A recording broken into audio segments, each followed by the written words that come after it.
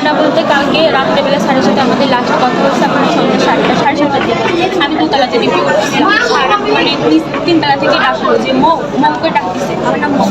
তখন স্যার হচ্ছে যে সীমাকে পাঠিয়ে দিল, মানে নাইটে যারা ছিল ওকে পাঠিয়ে দিল। ও গিয়ে আমাকে বলতেছে মৌ আপু সীমা হচ্ছে যে স্যার আপনাকে ডাকতেছে। তখন আমি উপরে উঠে এসে স্যারকে সালাম দিয়ে বললাম জি স্যার বলছি তুমি হচ্ছে দোতলায় বলি জি স্যার। বলছে কয়টা থেকে ডিউটি?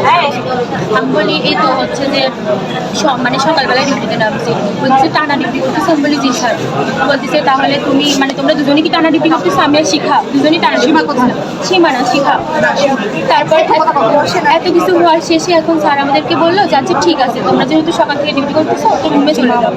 তো ওইটাই আমাদের মানে স্যারের সাথে আমার লাস্ট কথা হয়েছে। আমরা রুমে চলে গেলাম, আমরা দুজন সিস্টার রুমে চলে গেলাম। রুমে গিয়ে আমি ধরেন সেলাই কাজ করতেছিলাম, আমি মেশিন নিয়েছি এখানে কাজ করতেছি, রুমে দরজা লক করে।